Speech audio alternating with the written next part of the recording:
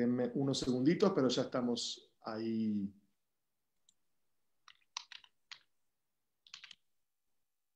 Ahí por transmitir, ¿sí? Apenas me dé el ok de que estamos en redes sociales, iniciamos. Bueno, ya estamos en vivo, así que les damos a todas y todos una muy cálida, afectuosa, cordial, fraterna y solidaria bienvenida. Estamos aquí en esta actividad, en este diálogo, este conversatorio virtual titulado Volveremos y seremos millones, el golpe de Estado, el exilio y la lucha para que Bolivia vuelva a gobernarse. Es una actividad, es un conversatorio, un encuentro organizado por Jaina, que es una institución centro miembro Claxo de Tarija, Bolivia, por el grupo de trabajo Claxo, Autonomías, Territorios y Memoria Geopolíticas en Disputa, del cual, mejor dicho, está aquí Pilar Lizárraga, una de sus coordinadoras. Para Claxo es un honor, es un orgullo, es un compromiso también, como decimos otras veces, poder ser anfitriones, poder ser la casa que cobije este tipo de encuentros y este tipo de actividades. Por un lado, porque nos parece muy importante y muy potente para pensar nuestra América, para pensar los proyectos populares de nuestra América, los proyectos nuestroamericanos, sin duda desde una pluralidad de opiniones, perspectivas, posiciones, pero que esa pluralidad y esa diversidad de perspectivas, opiniones, posiciones, proyectos y propuestas siempre se basen en la democracia, en la vida, en la justicia, en la paz, en la igualdad, y ojalá que nunca se basen en la vulneración de las instituciones, en la muerte, en el desplazamiento violento, en las desigualdades, en la violencia y en la desprotección o la falta de cuidado para la mayoría de las poblaciones. Por lo tanto, como parte de este esfuerzo que hace Claxo por justamente poder cobijar estas actividades, digamos, vinculadas con una diversidad de posiciones, con una pluralidad de perspectivas y de proyectos para nuestra América, es que nos pareció muy interesante poder reunir a estas personalidades, a estas referencias, a estos liderazgos, a estos líderes y lideresas latinoamericanos, centroamericanos, sudamericanos, para poder entonces dialogar entre todos y encontrar los caminos para construir una América Latina más justa, más solidaria, más igualitaria, en democracia, en paz, y a donde las mayorías populares realmente tengan la posibilidad de expresarse, de ser reconocidas, de ser escuchadas y de no ser vulneradas en sus voluntades. El motivo o la excusa de este encuentro tiene que ver con presentar el libro que es, digamos, salió recientemente, salió hace muy poquito, de Evo Morales, Volveremos y seremos millones, el golpe de Estado, el exilio y la lucha para que Bolivia vuelva a gobernarse. Voy a presentar a todas y todos los que nos acompañan para no estar interrumpiendo cada vez, y entonces vamos a dar paso al diálogo entre ustedes. Los voy a presentar y las voy a presentar, si les parece bien, en el orden que van a hacer uso de la palabra. La idea es que cada una y cada uno haga una intervención de entre unos 10 y 15 minutos, ojalá unos 12 minutos sería como ideal, para que luego de escuchar estas 5 intervenciones podamos dar paso también a un diálogo entre ustedes, por supuesto, y con las personas que están participando, tanto por la plataforma de Zoom, que les invitamos a todos, por supuesto, a conectarse a esta plataforma, como también damos la bienvenida a quienes están participando por las redes sociales en vivo, el Facebook de Claxo, el YouTube de Claxo y otros canales y otras plataformas virtuales que están reproduciendo o están replicando en este momento la señal. Quienes nos van a acompañar, y vuelvo a decir que las presento de una vez para dar paso al diálogo, van a ser, en primer lugar, Verónica Mendoza, cusqueña. Hablábamos de que está ansiosa por volver a Cusco, obviamente con las restricciones de la pandemia hace muchos meses que no puede hacerlo. Verónica Mendoza, entonces, cusqueña, antropóloga, presidenta del movimiento Nuevo Perú y congresista del Perú entre 2012 y 2016. Gracias, Verónica, y muy bienvenida. En segundo lugar, va a hacer uso de la palabra, va a intervenir Gustavo Petro, senador de Colombia, Movimiento Colombia Humana y líder de la oposición en Colombia. Entonces también bienvenido Gustavo Petro, estuvimos contigo en Buenos Aires en noviembre de 2018 y ahora es un gusto para Claxo volver a tener un encuentro o un diálogo contigo. En tercer lugar, nos acompaña y va a hacer uso de la palabra la compañera Telma Cabrera, de Guatemala, presidenta de CODECA y del Movimiento por la Liberación de los Pueblos, MLP.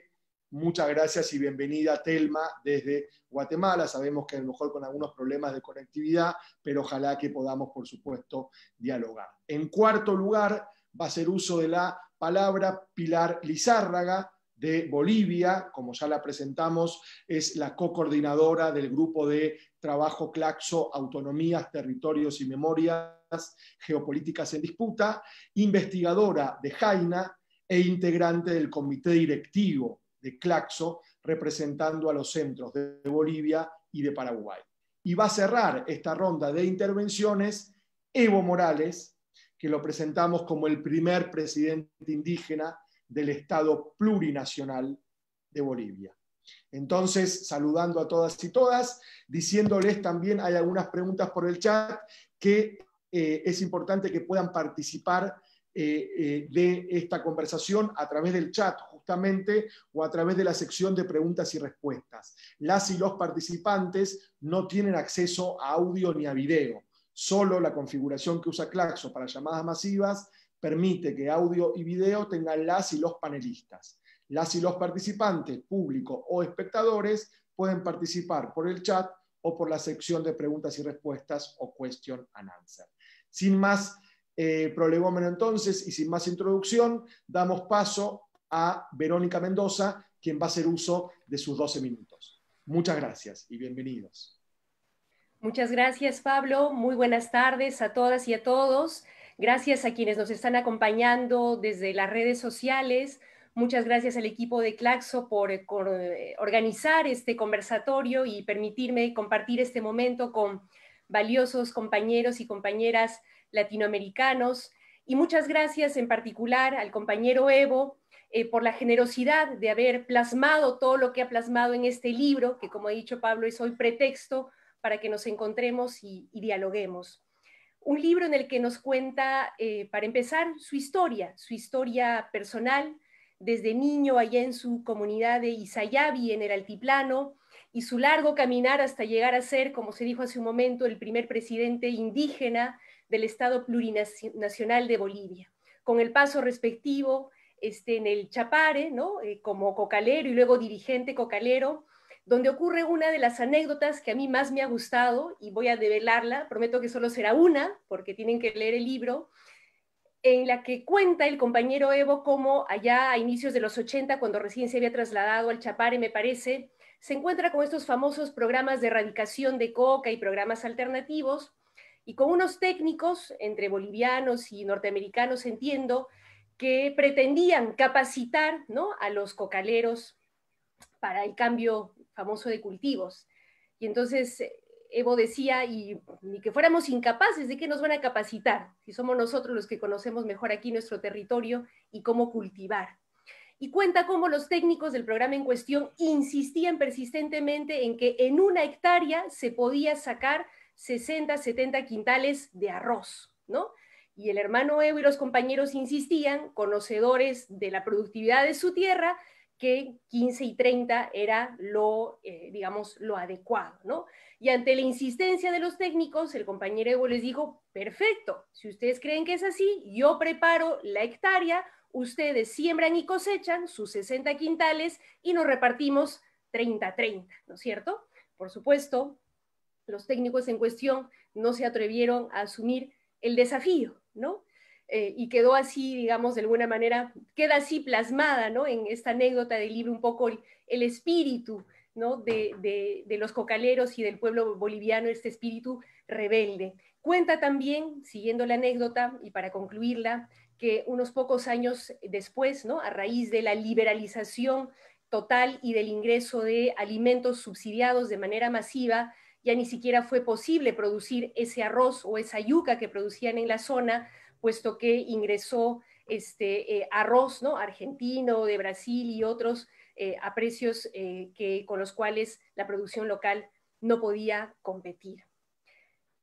A través de estas anécdotas y de su historia personal, nos cuenta Evo también la historia del pueblo boliviano, que es también la historia de los pueblos de Latinoamérica, de nuestra América, y nos invita entonces a reflexionar sobre nuestra historia, de dónde venimos, quiénes somos, también a reflexionar sobre las brechas y heridas más profundas que tenemos a nivel personal y a nivel colectivo, que nos marcan como pueblos, también sobre nuestras expectativas y nuestros sueños que nos unen, pero a veces también nos separan.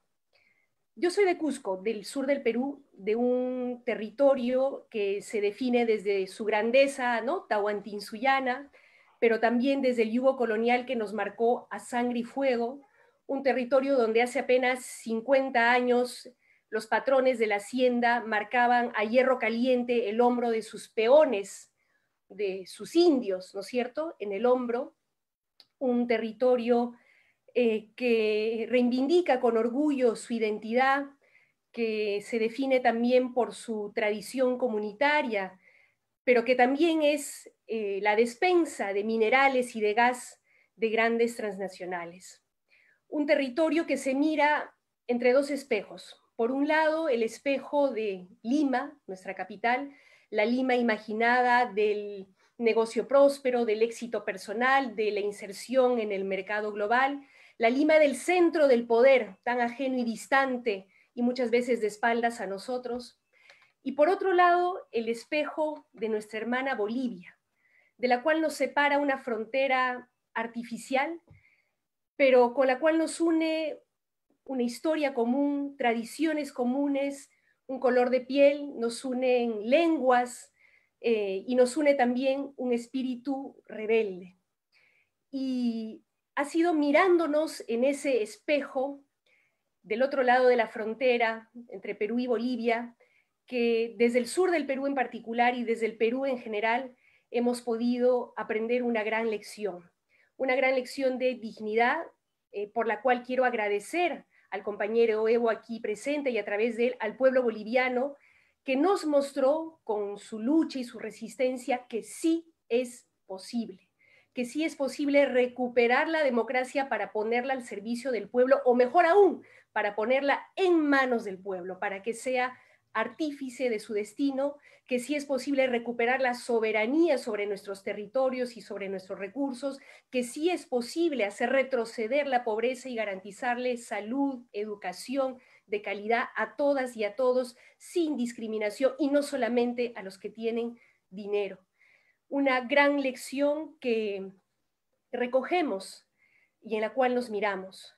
Haber visto a un pueblo que durante siglos fue relegado, discriminado, tomar las riendas del parlamento, del gobierno, llegar con sus polleras y sus ponchos hablando en quechua y en aymara a esos centros de poder que antes les eran ajenos, ha sido una gran interpelación, una gran lección y un desafío para nosotros.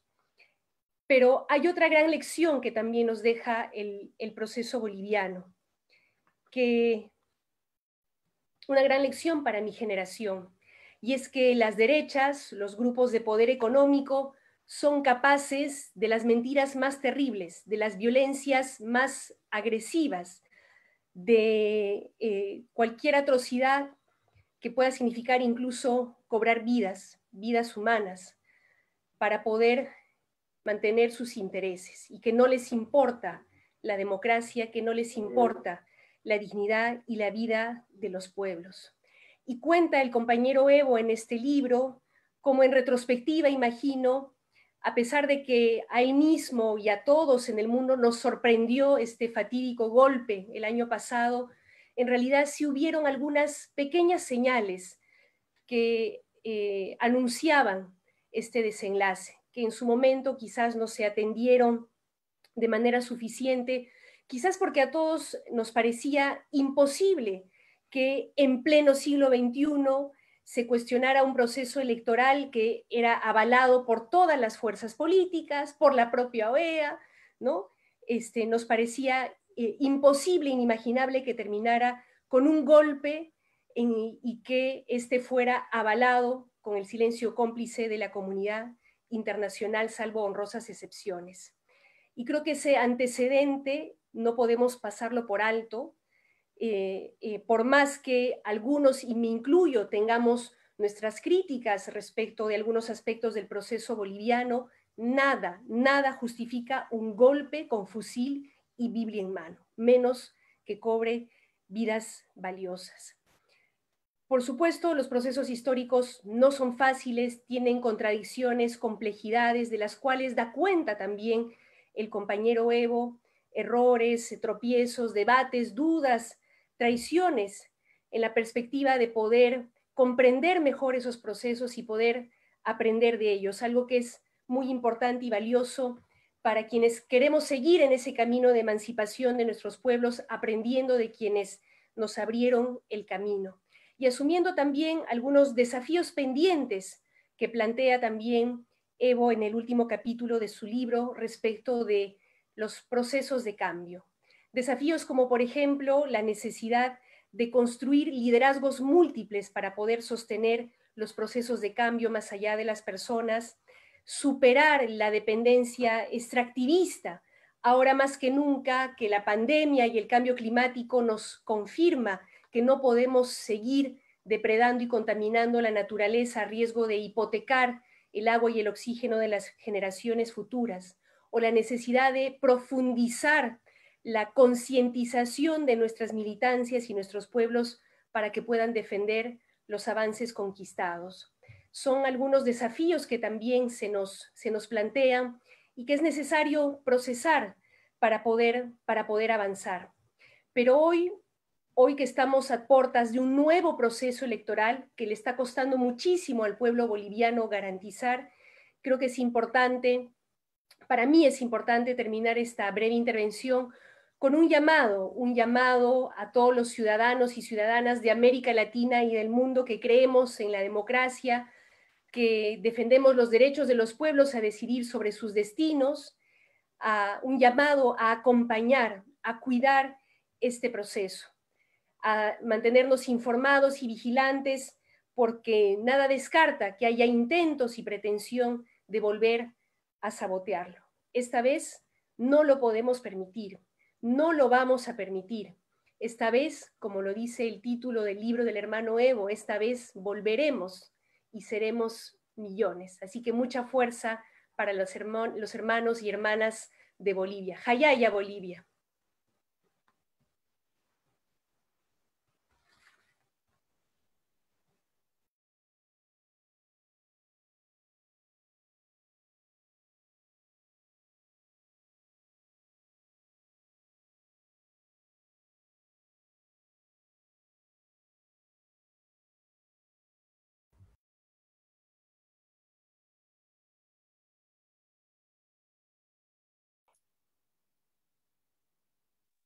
Se cortó.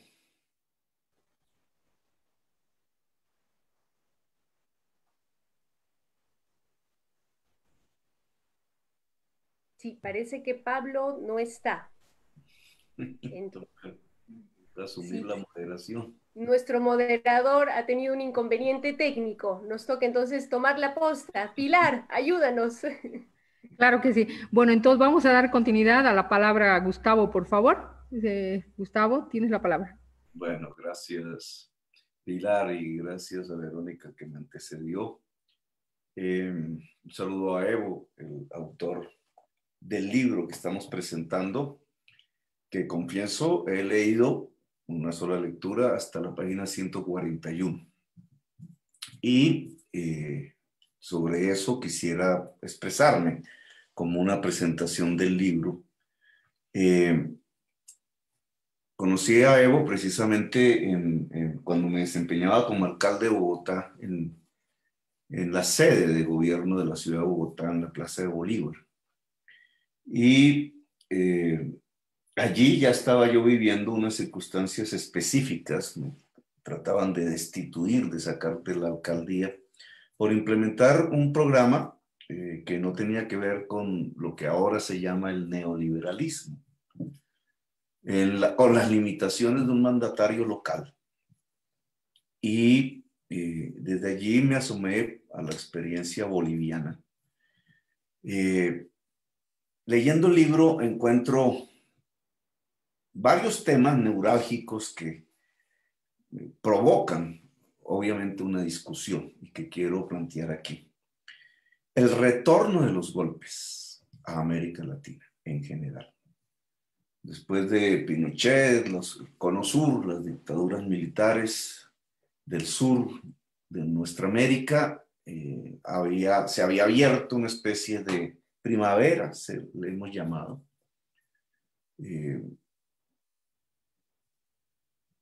Varios progresismos de diferente tipo ganaron electoralmente, como lo había hecho Allende. Lograron algunas transformaciones importantes en sus países respectivos y de una manera u otra hemos vuelto a lo que le sucedió a Allende. Después del golpe de Estado de Allende siguieron 30 años de dictaduras y guerras civiles, de una derrota popular en América del Sur y de una insurgencia muy poderosa en América Central, de la que hizo parte pues, nuestra Colombia. Ese periodo se cerró con la primavera, con el intento de hacer transformaciones pacíficas, tal como lo había propuesto Allende en su momento, ya hace casi 40 años. Y entonces aquí viene un tema que es fundamental. ¿Qué significa ese regreso de los golpes? Que cuando las oligarquías tienen fuerza en los parlamentos son golpes parlamentarios como el de Brasil, como el de Paraguay.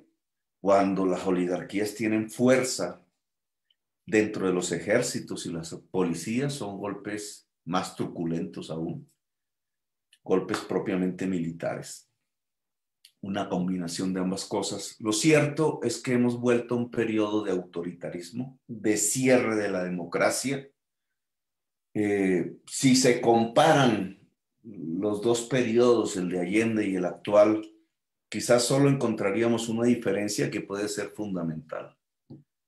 Mientras Allende proponía el socialismo del momento, vigente en el momento, una profundización democrática en su país, una redistribución de la riqueza en su propio país, la derecha, utilizando el ejército, no solamente dio un golpe brutal contra Allende y acabó completamente con esa posibilidad, destruyó el movimiento popular, provocó una derrota popular fulminante, obviamente no definitiva, pero sí fulminante en el término de que tuvieron que pasar décadas, como en España, para que ese movimiento popular volviera a plantear las banderas de la democracia en su propio país. Hasta ahora realmente insurge de nuevo la ciudadanía para demandar democracia en Chile. Pero esa derecha tenía algo que proponer. Ni más ni menos con el golpe militar de Pinochet se propone el neoliberalismo, concomitantemente con lo que sucede luego con Reagan en Estados Unidos y con la Thatcher en el Reino Unido, pues comienza la época neoliberal. La extrema derecha tiene algo que proponerle al mundo, tiene unas ideas, hace aspirar a una parte de la sociedad alrededor de esas ideas, tiene algo que decir.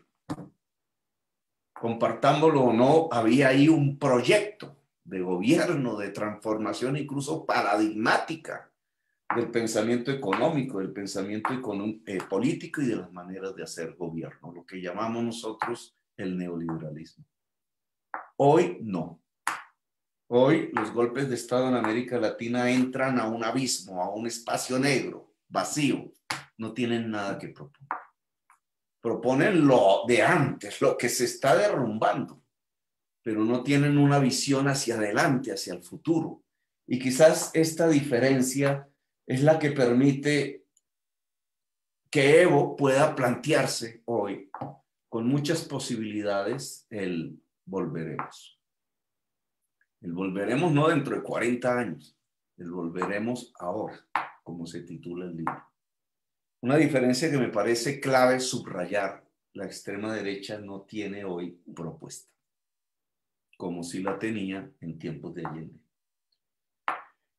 Un segundo elemento que sale de allí, quizás se explica por esto que acabo de decir, quizás, es la manera como se confronta el golpe, la respuesta que da Evo Morales a ese golpe. Y tengo que confesar que si yo hubiera estado al lado de él en esos momentos, en esos días, yo no hubiera coincidido con su manera de tratar ese problema. Obviamente es una discusión, me imagino que en Bolivia una discusión intensa. Lo que estamos siendo es protagonistas de los acontecimientos, no simplemente analistas. Yo hubiera quizás respondido muy al estilo de lo que incluso quizás, digamos, se ha hecho, que es confrontar. Evo escribe ahí en su libro, que es un testimonio, pues el tema de la represión que podría venir, la masacre, llamémoslo así. La masacre ha estado presente en nuestros pueblos. Después de la decisión de Evo, empiezan a matar, efectivamente. 40 personas aparece allí en el libro. Yo vengo hace 20 días, venimos en la ciudad de Bogotá, la ciudad que goberné, de ser testigos de una matanza de jóvenes, 14 por parte de la policía, disparando directamente contra manifestaciones. En un país en donde en este año ya hemos vivido 62 masacres con diferentes tipos de autores y en una complejidad que en otra ocasión podríamos analizar, pero que hace parte de una misma oleada, y es que el regreso al autoritarismo, a los golpes, a las dictaduras, a la muerte de la democracia, que es lo que se está proponiendo a lo largo y ancho de América Latina, viene acompañada con la represión más profunda, con la destrucción de los valores mismos de la vida. Estamos viendo que matan a la gente simplemente. Ahí quedará planteada, digamos, esa discusión, si la táctica que usó Evo sin mucho pensamiento previo, porque todos esos hechos son inesperados, fue la más adecuada para Bolivia, o si otro tipo de estrategias como confrontar directamente hubiera sido mejor o peor. Lo cierto es que, hecho el balance hasta el momento, a Evo le está saliendo bien su respuesta. Mientras Allende moría allá en el palacio,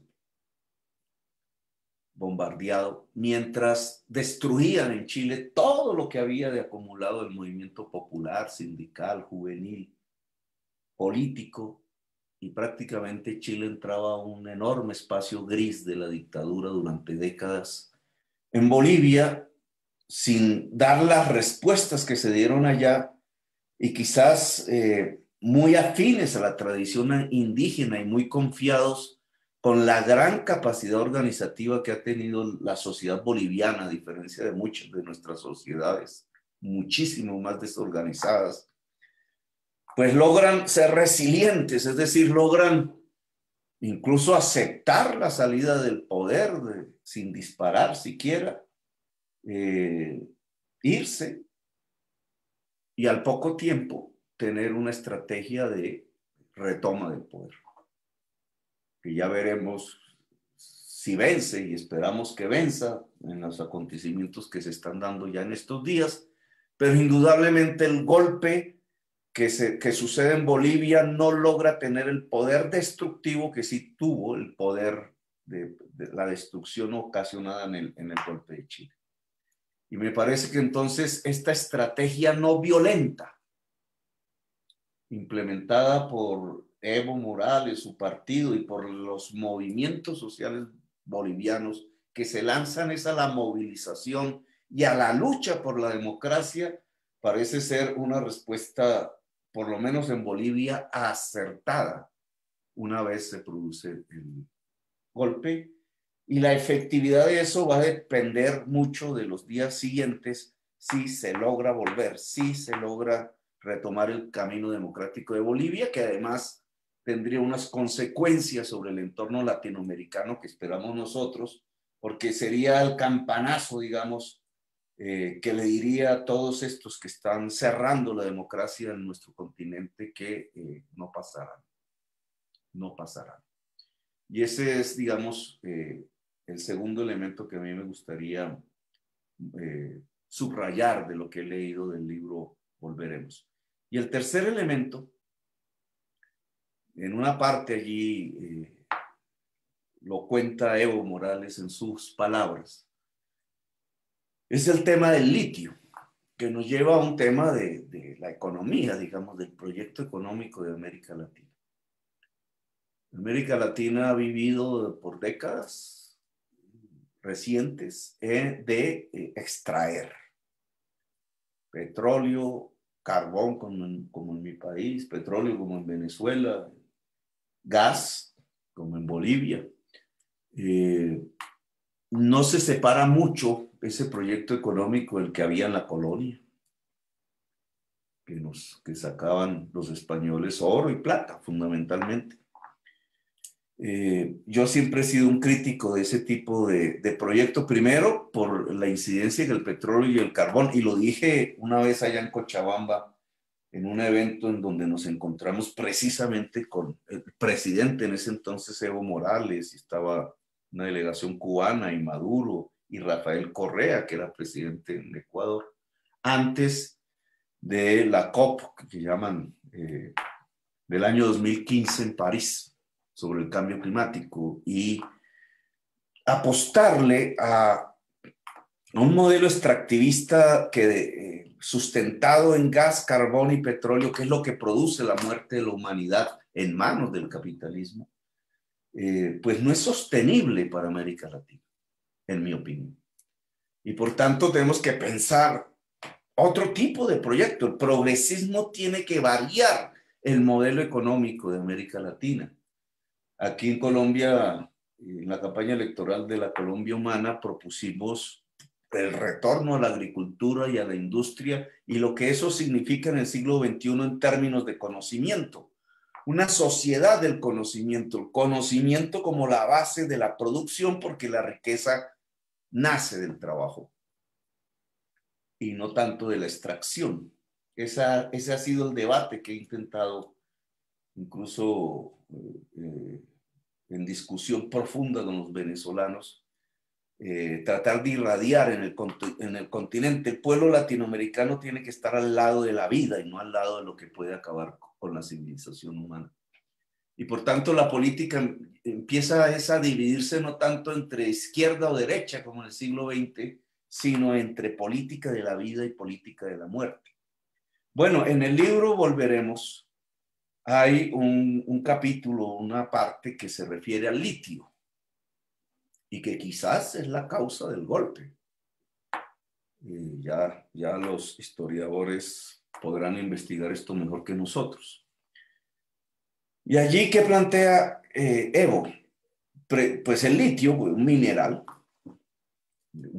bastante raro, digamos, escaso en el mundo, vital para la electrificación. Y la electrificación sobre todo del transporte, los vehículos que se mueven con baterías eléctricas utilizan este tipo de baterías, de pilas que tienen litio. Poder electrificar el transporte es clave para poder combatir el cambio climático, es decir, los efectos del carbón y del petróleo y del gas en manos del gran capital. La electrificación del transporte es un objetivo fundamental que implica unos cambios tecnológicos, irradiar las líneas férreas por todo el territorio, los tranvías en las zonas urbanas, los cables en zonas dependientes, los vehículos eléctricos, etc. Entonces, allí plantea Evo no no hacer lo mismo que hacemos tradicionalmente los latinoamericanos con el petróleo, el carbón y el gas, que es meterlo en un tubo, en un tren y sacarlo y recibir unos dólares, y la economía se desploma apenas se cae el precio internacional de esas materias, que además se va a caer porque la demanda tiene que volverse cero si queremos sobrevivir como especie en el planeta. Entonces, Evo lo que plantea es la industrialización del litio, su utilización, e incluso alcanza a hablar de un piloto que hicieron allí con un carro hecho en Bolivia, con obviamente baterías de litio. Y ahí es donde está, digamos, en mi opinión, el cambio de modelo. Es la producción del carro eléctrico, solo por hablar del tema en concreto, del pasaje, el carro eléctrico que necesita litio. Claro que América Latina podría tener un potencial para la fabricación de entonces de carros eléctricos y ser un poder en el mundo alrededor de este tema y aportar en la adaptación al cambio climático, pero en el fondo el carro con batería de litio es simplemente un símbolo. En el fondo es el camino de la industrialización y de la producción lo que se está planteando. Escapar de la extracción, usar nuestras posibilidades, las más grandes de todas es nuestro cerebro colectivo, para construir un camino cimentado en el conocimiento y la producción, tal cual hicieron los del sudeste asiático, que incluso arrancaron un poco atrás de nosotros, pero nos saltaron por encima. Y ese debe ser, digamos, uno de los grandes objetivos del proyecto progresista para América Latina. Salir del extractivismo, pasar a la producción y lograr que la producción y la construcción de riqueza sea coherente con la preservación de la naturaleza y de la vida. Y ese tercer elemento, en esa fase anecdótica un poco del tema del litio, pero que quizás es por el litio y por esa disputa entre si Bolivia debería exportar el litio en bruto o utilizarlo para un proceso de industrialización, y el carro eléctrico era el ejemplo, que incluso debería ser a escala latinoamericana, en procesos que hemos olvidado de integración y de coordinación, de planificación de la producción. Nos muestra con claridad, ese episodio nos muestra la ruptura entre un proyecto puramente extractivista que nos empobrece y que puede ser muy dañino, y un proyecto cimentado sobre el conocimiento y el trabajo, que podría ser el campo y la perspectiva de una América Latina capaz de producir riqueza y de distribuirla entre toda su población. Y es el tema, digamos, que me deja hasta ahora la lectura del libro. Espero que ese libro se pueda presentar en La Paz y en Santa Cruz, con Evo Morales físicamente allí. Ojalá nos inviten en la retoma de la democracia en Bolivia. Gracias, muy amables. Muchas gracias, querido Petro, querido Gustavo Petro. Y ahora entonces vamos a dar paso a la tercera intervención. Telma Cabrera. Telma, entonces, tus 15 minutos, 12 a 15 minutos, para que puedas compartir con nosotros.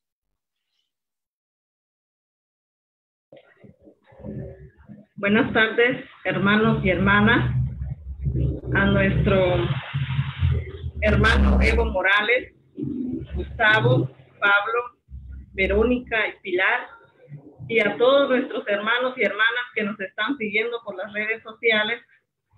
Gracias por este espacio, también a los organizadores de este conversatorio.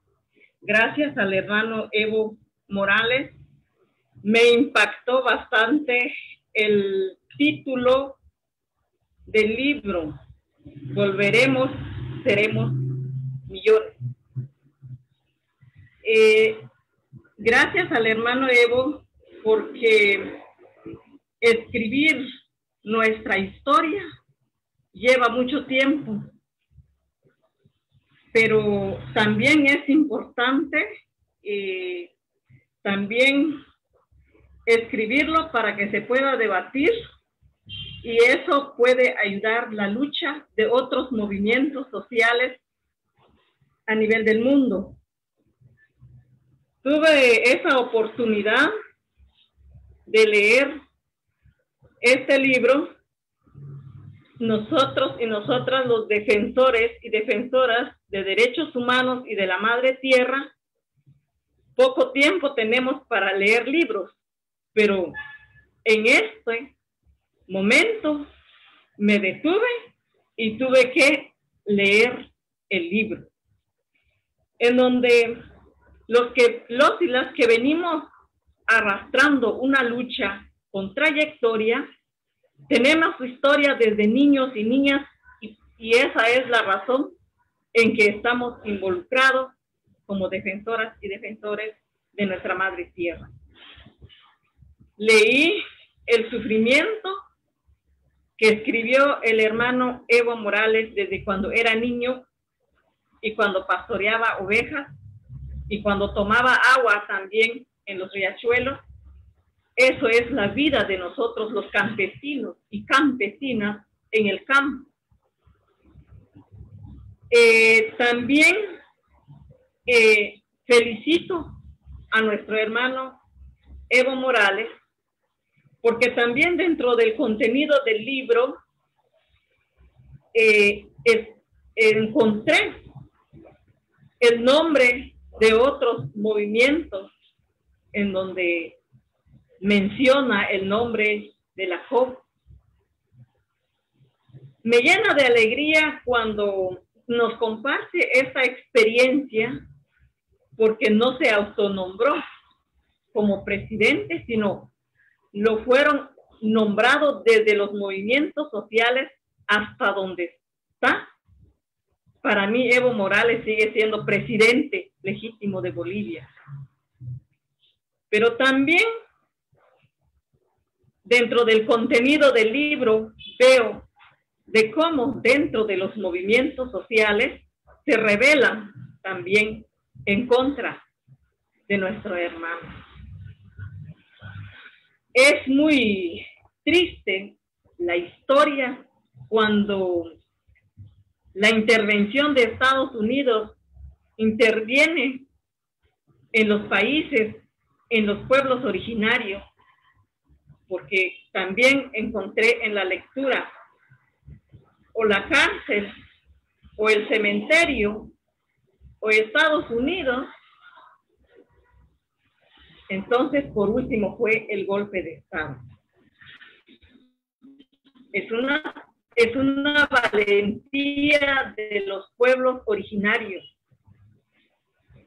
Cuando también nos comparte de la solidaridad de nuestro hermano, que en paz descanse, Fidel, cuando él en ese entonces pensaba de la palabra revolución que se hacía con las armas, y en su conclusión le dijo adiós a esa idea cuando tuvo la oportunidad de hablar la primera vez 3 minutos con Fidel, y luego esperó muchas horas,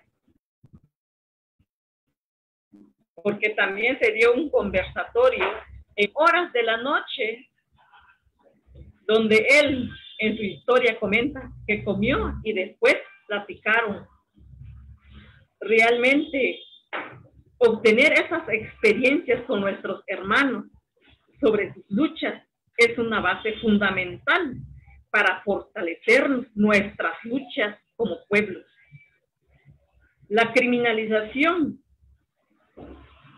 el encarcelamiento, los asesinatos,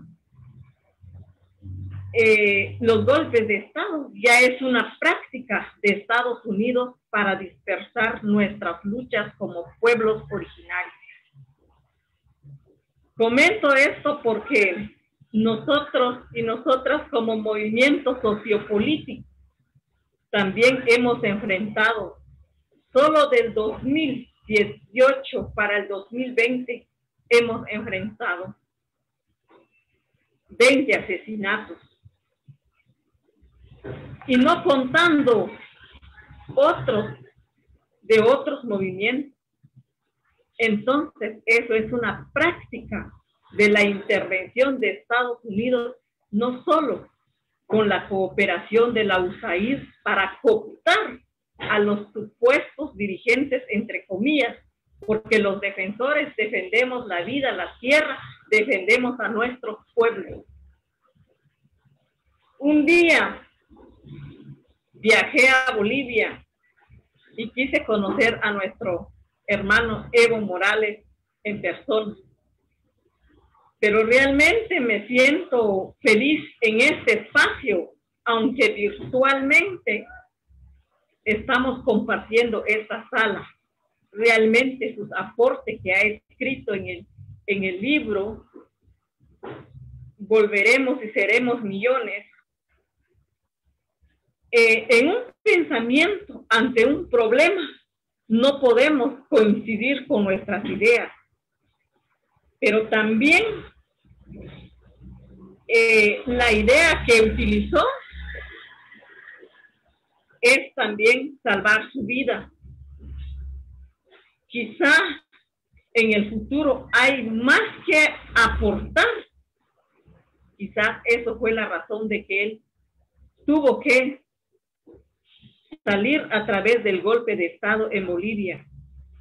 Y gracias a los hermanos de México, gracias a Argentina, con esa solidaridad, porque se vio claro en el contenido de esta historia cuando escribe nuestro hermano Evo Morales, cuando los presidentes no gobiernan en su país.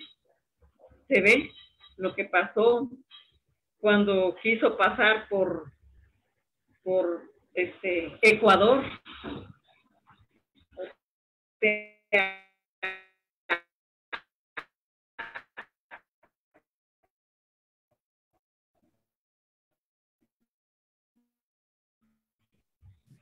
Hay experiencia, decisión asamblearia que se debate. Y también el lema que dice: los pueblos tenemos que gobernarnos. Felicito a Bolivia, insto a nuestros hermanos y hermanas de Bolivia a que realmente esperamos esa victoria de aquí en el futuro, porque han habido luchas y no puede quedarse así por así las vidas, tantas masacres que hubo.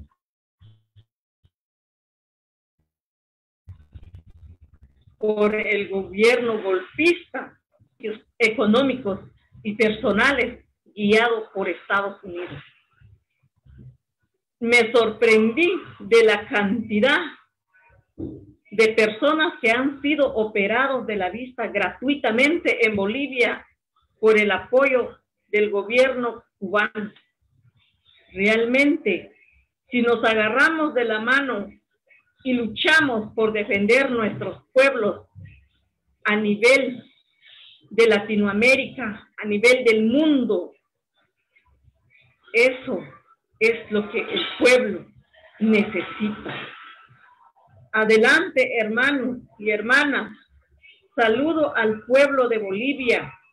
El libro es grandísimo como para poder seguir comentando, pero habrán otros espacios en el futuro donde podemos seguir profundizando nuestras luchas.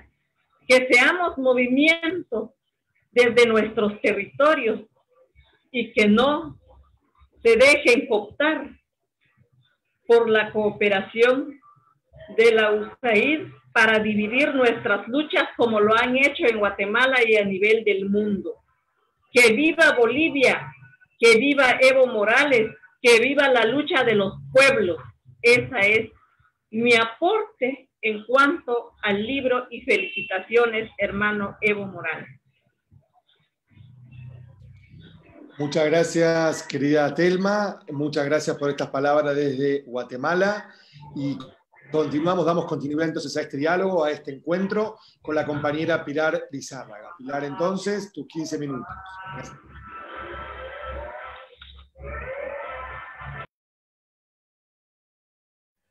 Gracias, Pablo. Bueno, saludar a todas y a todos y un saludo muy especial a nuestro querido compañero Evo por permitirnos realmente tener la posibilidad de reunirnos para entretejer historias y de alguna manera en comprender la profundidad y la densidad de lo que ha implicado este capítulo tan oscuro de nuestra historia política en Bolivia. Cuando tuve la posibilidad de tener las primeras páginas del libro, o es más, vi la tapa del libro, Volveremos y seremos millones, nos evoca a una frase muy potente respecto a nuestra historia, a nuestra memoria larga de las luchas y las rebeliones indígenas. Y el libro va entretejiendo, sin duda alguna, esta memoria histórica, pero no solamente contada desde digamos, los historiadores, sino desde quien hace historia, ¿no? Volveremos y seremos millones es para mí un libro que nos permite trabajar una nueva historiografía, una historiografía de los pueblos, constituir una memoria viva y un archivo histórico, político, para poder comprender la densidad de lo que ha implicado justamente este momento tan aciago de nuestra historia, pero además para poder comprender todo esto que decía la compañera Telma, Verónica y Gustavo, lo que ha implicado los procesos de liberación de nuestra patria grande.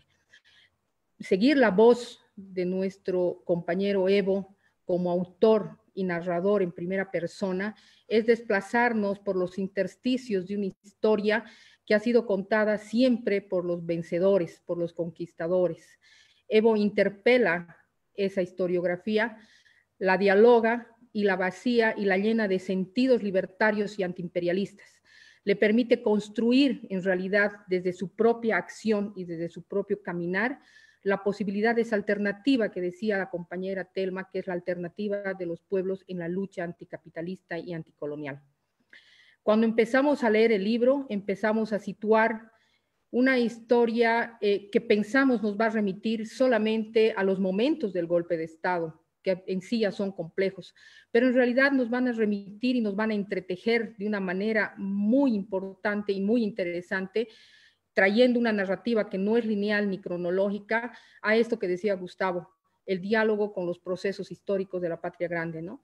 Los golpes de Estado, los vaciamientos en realidad de los sentidos institucionales, pero también la construcción de alternativas potentes desde la construcción de líderes políticos que se hacen en estos procesos de lucha contra el imperio, pero además de caminar y construirse en su propia cotidianidad.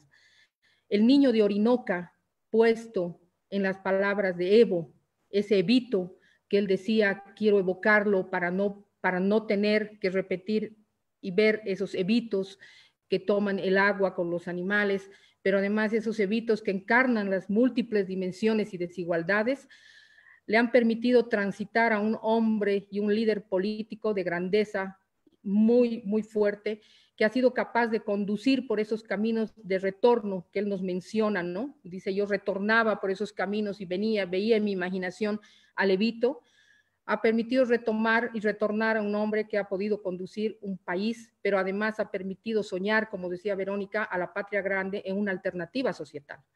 Es un libro que nos permite conducirnos en la construcción de categorías políticas que interpelan esas nociones de una academia eurocentrista, de una academia que no permite en realidad dar paso a estas narrativas alternativas a partir de la propia pluma y de la propia forma de construir y hacer historia. Es un libro que para mí interpela entonces estas otras formas también de hacer academia, porque sitúa la voz, en este caso del sujeto Evo, como un sujeto colectivo, un sujeto que se despoja de esa su condición de sujeto individual Evo Morales para ser hombre, para constituirse en un líder histórico capaz de conducir, vuelvo a decir, los destinos de nuestro Estado, de nuestro Estado plurinacional, pero además de esta sociedad que se ha constituido en un ejemplo y en una experiencia que dialoga con los otros y otras experiencias de nuestra patria grande. En este libro yo encuentro muchos elementos, no solamente historiográficos, sino académicos y políticos. Me permite construir estas experiencias, estas categorías de identidad que van despojando y van criminalizando a nuestros líderes en el propio proceso histórico de los Estados-nación. Evo nos comenta cómo pasa, digamos, y cómo se construye esta categoría de la identidad del cocalero como una identidad del narcotraficante, de la categoría de una identidad del asesino, de una identidad pero es una identidad que en realidad refleja luchas anticapitalistas y anticoloniales para poder dar un salto histórico en lo que implica nuestra historia boliviana, ¿no? El hombre libertario. Ese sujeto de construcción histórica y colectiva que nos ha permitido llenar de significados nuevamente y conducir otras identidades que tienen que ver con el sujeto fundamental de la Bolivia de ahora, de la Bolivia plurinacional. Entonces, a través de la experiencia, pero de la vida misma del compañero Evo, lo que podemos encontrar son también categorías que se deconstruyen y que nos permiten situar esta narrativa política, esta narrativa historiográfica, para poder comprender la dimensidad y la dimensión, digamos, la densidad de lo que ha implicado el proceso boliviano. Me parece que es un libro también que está lleno de símbolos, los símbolos que nos vinculan, por ejemplo, a lo que es esa construcción de un sujeto que no es individual, es colectivo, porque Evo deja de ser Evo en su humanidad, pasa a ser un líder histórico de nuestro pueblo, pero se va llenando de simbologías de lucha anticapitalista y anticolonial. La bandera roja con las estrellas amarillas que la planta en el altiplano, en el campo, y que le permite de alguna manera significarse con las luchas anticoloniales, anticapitalistas, vinculadas a lo que es el significado del Partido Comunista y toda la corriente marxista. Nos trae también en su libro pasajes que son fundamentales para comprender esa complejidad de lo que implica pensar el IPCP como un instrumento para la liberación de nuestros pueblos. O sea, el golpe de Estado nos evoca también ese elemento fundamental de entender qué es el MAS, qué es el IPCP y cómo en esto se conduce en realidad la idea y la noción de partido político que trasciende la noción de los intereses individuales para llegar a lo colectivo. Me parece de que es un libro enormemente provocador, porque va a desplazar estas categorías sociales y políticas y las va en realidad poner en su justa dimensión, una dimensión histórica que solamente es posible ser construida, narrada, contada por un sujeto que la vive, ¿no es cierto? Y que en su cuerpo recibe además todos estos aspectos de la discriminación, la criminalización, pero que se constituyen en la base fundamental de la lucha contra el capitalismo y la lucha contra el colonialismo. Es un libro que me parece que tiene una dimensión historiográfica desafiante, compañero Evo, porque va a interpelar las historias contadas por los conquistadores, por los opresores, para poder situar esta otra dimensión de sus andares. Nosotros al leerlo, digo, siempre en colectivo, porque así lo escuchamos, nosotros al leerlo nos sentimos en esa cercanía de esos eventos políticos que los hemos vivido en algún momento, cuando lo escuchábamos en sus discursos o cuando estábamos en el paso y sabíamos que su voz estaba muy cercana. Es un libro que nos desplaza al ahora, al ayer, ¿no es cierto? Pero también nos permite proyectar en realidad ese futuro, ese volveremos y seremos millones, como han dicho las compañeras, que son lo que van a sellar justamente lo que usted ha pensado, la reconstitución de la democracia, la reconstitución de la vida y el seguir andando con el proceso de cambio. Yo quiero agradecer enormemente por este espacio, porque realmente el libro nos permite, a mí me permite trabajar estas categorías y poder dar cuenta de momentos que no han sido narrados, que no han sido contados a través de su propia palabra. Entonces, creo yo de que escuchar a Evo ahora es la posibilidad de poder complementar estas múltiples perspectivas y dimensiones que hemos abordado con los comentarios y los acercamientos que hemos hecho a través de nuestras lecturas en estas hojas que nos han llegado y que la verdad sí me muero por tener el libro en la mano, ¿no? es creo yo, una joya muy valiosa que nos va a permitir seguir desafiando nuestro proceso de construcción político. Entonces, muchísimas gracias, compañero Evo. Estoy enormemente agradecida por esta contribución que nos hace para mirarnos a través suyo en la construcción de una sociedad de igualdades, de una sociedad justa y que nos convoca también a pensar el poder desde otras perspectivas, desde una perspectiva colectiva, como lo decía la compañera Telma, desde una perspectiva donde dejamos el poder para construir el bien común, ¿no? Usted ha sido capaz de dejar ese poder para poder dar la posibilidad de reconstruir la patria al margen de, digamos, los individualismos, ¿no es cierto?, que se plasman en el poder que es la democracia capitalista, la democracia liberal, para poder construirnos en realidad como seres colectivos. Entonces, muchísimas gracias, Pablo, muchísimas gracias, compañeras, por acompañarnos en este espacio y, bueno, eso sería. Muchas gracias, querida Pilar. También saludamos a las más de 500 personas que están siguiendo esto por las redes sociales. Nos dicen que hay más de 400, casi 500 por Facebook y unas 100 y tantas por YouTube. Y aparte sabemos que está siendo replicado por otros canales, tanto en Colombia como otras redes sociales de América Latina. Así que seguramente seamos casi 1000 las personas que estamos siguiendo esto por los diferentes espacios y plataformas. Damos ahora sí entonces lugar a la intervención y la palabra del querido presidente Evo Morales. Gracias. Muchas gracias, hermano Pablo. Un saludo, hermano Petro, senador de Colombia, hermana Telma, Verónica, hermana Pilar. Gracias por invitarme mediante el Consejo Latinoamericano de Ciencias Sociales por comentar sobre el pequeño aporte de la vivencia misma de nuestro proceso. Algún momento yo me preguntaba que nuestro movimiento político es algo histórico y fundamentalmente algo único, quién sabe, en el mundo. Ustedes saben que el sector social, el movimiento indígena, en tiempo de colonia, amenazados del exterminio. No solamente discriminados, no solamente vilipendiados. Y ese sector, en la finales de la década 80, un grupo de jóvenes dirigentes campesinos indígenas nos hemos preguntado hasta cuándo desde arriba y fuera nos van a gobernar. ¿Hasta cuándo van a seguir llegando políticas, planes desde arriba y afuera? ¿Cuándo nosotros mismos nos vamos a gobernar? Es la pregunta que nos hacíamos.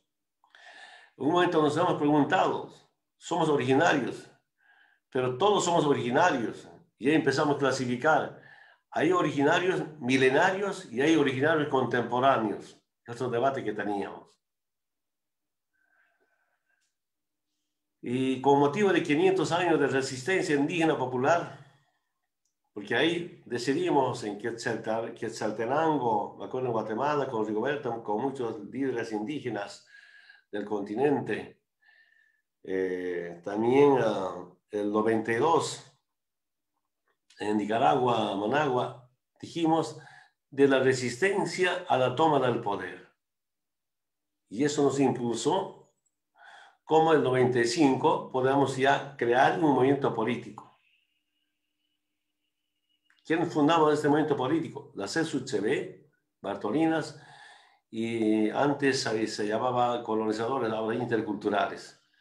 3 organizaciones nacionales del movimiento indígena originario.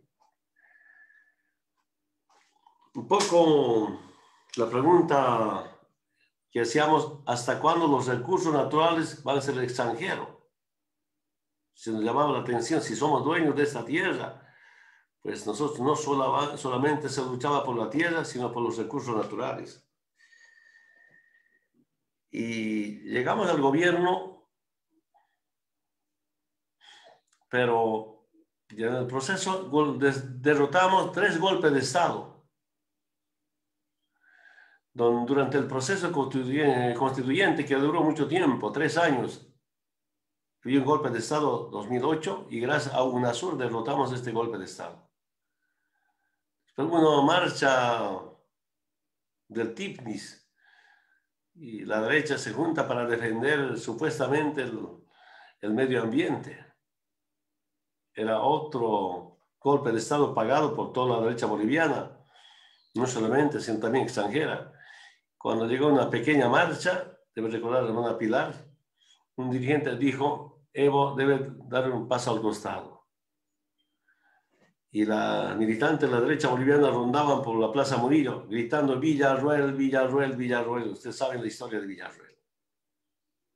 También derrotamos y el paro de casi 2 semanas de la policía. Tomaron la Plaza Murillo. Marchaban ahí, pero el pueblo no se sumaba. Yo miraba ahí del palacio marchando cada día con su banda.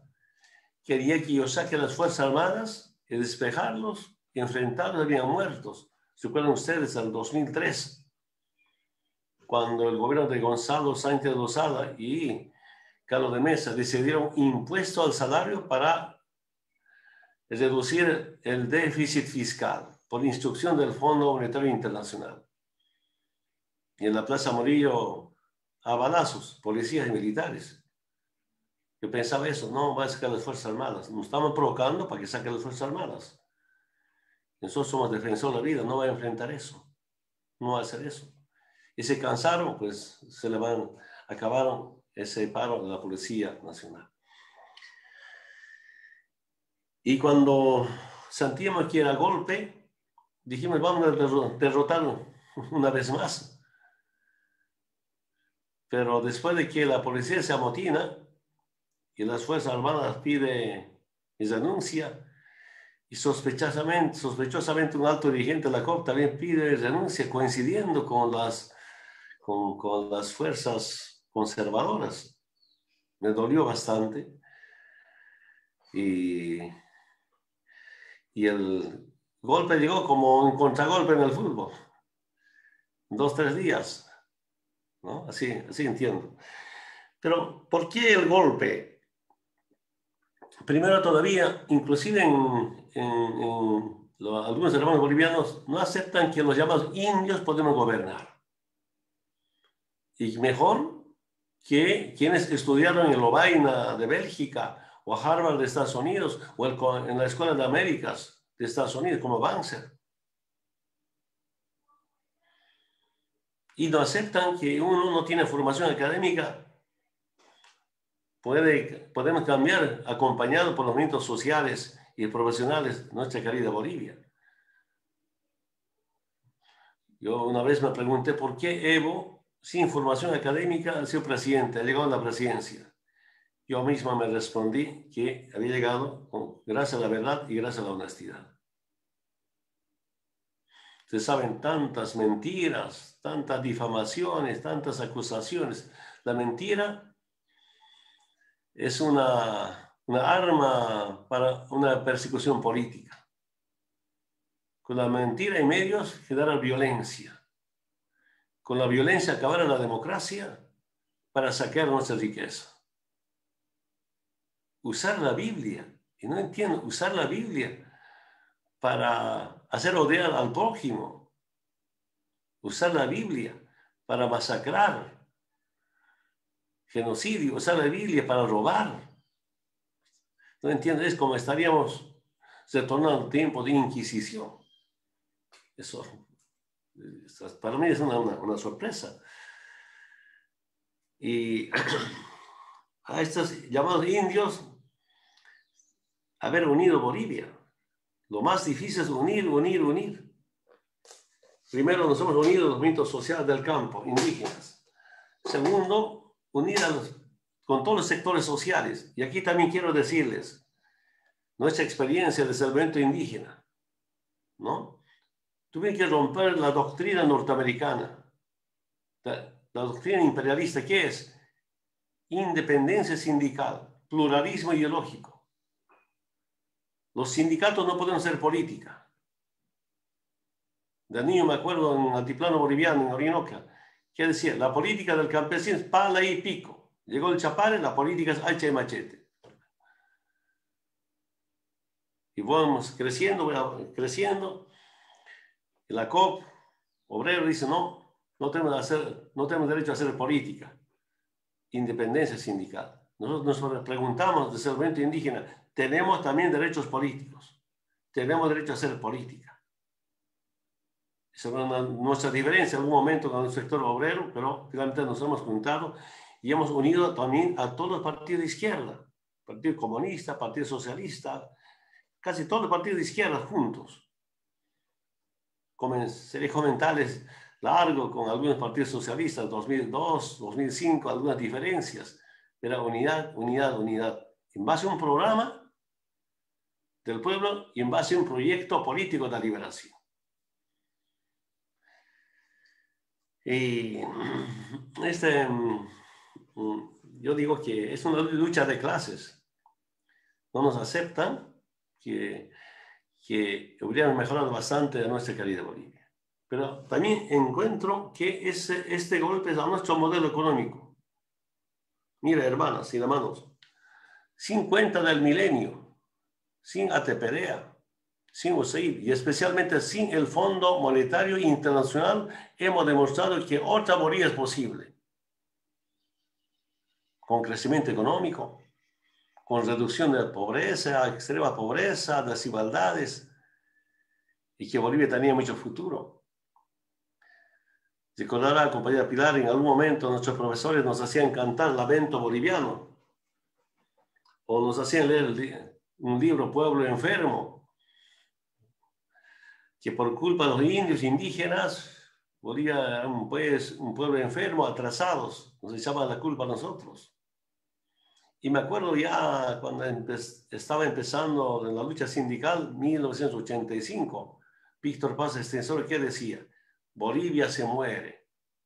Y para que Bolivia no se muera, cerrar minas, acabar con la minería estatal, privatización no solamente de los recursos naturales, también de los servicios básicos y las empresas estratégicas. Esa lucha duró 20 años. Después de 20 años reaccionamos. En nuestra experiencia, que siempre nos planteamos nacionalizar, pero con el poder sindical, porque el pueblo tenía poder, con el poder sindical o social o comunal no podíamos nacionalizar. Y otra interrogación entonces, hay que ser poder político, poder electoral, para poder nacionalizar o recuperar nuestros recursos naturales. Algunos datos importantes, hermanas y hermanos, por ejemplo, casi 20 años de privatización de nuestros recursos naturales, hidrocarburos. La renta petrolera era 3.000 millones de dólares. Año pasado, enero, dejamos con 38.000 millones de dólares de renta petrolera. 13 años. Desde la fundación de la República, 1825 hasta el 2025, 180 años, nos dejaron con Producto Interno Bruto de 9.500 millones de dólares. En 13 años, 42.000 millones de dólares de PIB. Estos datos nos han sorprendido. Yo no soy economista, no soy planificador, yo soy experto para marchar, lamento mucho a veces por las reivindicaciones, hasta bloqueos de caminos. Hacíamos eso todo para hacernos escuchar. Será nuestra tarea. ¿Cómo? ¿No? Pero escuchando al pueblo, que los planes políticas vienen del pueblo. Los pliegos únicos de la Central Obrera Boliviana o de otro sector social que no está afiliado a la Central Obrera Boliviana, convertidas en políticas, proyectos y planes. O finalmente, no solamente proyectos, sino ejecutados. ¿Qué es mi experiencia? Estos días emitieron otro 21.060, sería el Decreto Supremo 42.72, otra vez privatizaciones. En un modelo económico sometidos al neoliberalismo o al capitalismo, el capitalismo solo quiere estados enanos, estado mínimo, ¿no? Con una disciplina fiscal, que recaudemos impuestos para pagar solo los salarios de los funcionarios. Quieren un Estado que solamente regula y no un Estado que no invierte. Un Estado que no invierte, Estado que no genera divisas, no produce. Es con qué plata va a atender la demanda que tiene el pueblo. Todo es privado, privado, privado. Y nuestro modelo económico está respetado la inversión privada, nacional e internacional, ¿no? Pero encabeza la inversión del Estado, acompañado por el sector privado, pero también por los sectores asociativos, cooperativas, una economía plural. Y ese modelo nos ha permitido crecer económicamente. Después del golpe me di cuenta que el capitalismo no quiere otro modelo mejor que el modelos económicos sometidos al capitalismo. O sea, hay que destrozar eso. A esa conclusión llego. Y muy bien, ¿no? Y esa es mi interpretación. Yo viajé bastante de presidente a países industrializados. Estamos una vez en Corea del Sur, me acuerdo siempre. Los coreanos me invitaron a ver una planta, una nueva industria de batería de litio. Sorprendido, hermoso. Pregunto, ¿cuánto cuesta? $300 millones. En ese momento pienso, yo garantizo los $300 millones. Nuestras reservas internacionales estaban subiendo, porque cuando llegamos, Bolivia tenía $1.700 millones de reservas internacionales. El 2016 llegamos a $15.000 millones de reservas internacionales. Le digo, garantizo, le digo a los coreanos, hagamos su gemela en Bolivia, una industria de batería de litio. Y los coreanos no quieren. Tuve una reunión con el presidente de Japón, nos pide litio. Yo digo, bueno, no hay problema, trabajaremos por litio. Le digo al presidente de Japón, mira, la Toyota japonesa están querido, admirado en todo el mundo. Mejor ensamblaremos Toyotas japonesas en Bolivia, pero con litio boliviano. Y tampoco quieren. Y ahí me di cuenta, los países industrializados solo nos quieren a los latinoamericanos para que nosotros garanticemos materia prima. No quieren que demos el valor agregado a nuestros recursos naturales. Y ahí decidimos el litio industrializado, así como Estado, como pueblo, y no. Ahora, yo estoy convencido que es el golpe al litio por la siguiente razón. El senador Richard Black, ¿no?